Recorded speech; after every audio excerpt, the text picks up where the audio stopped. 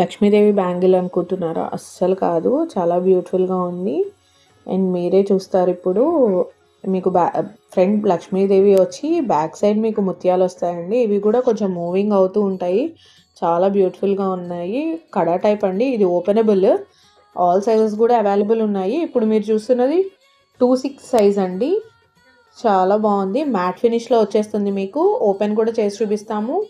And చాలా fine ఫినిష్‌తో ఉన్నాయి. చాలా బ్యూటిఫుల్‌గా ఉందండి.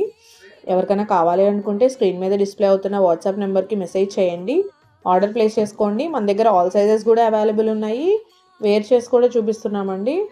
చాలా బ్యూటిఫుల్‌గా ఉంది లక్ష్మీదేవిది.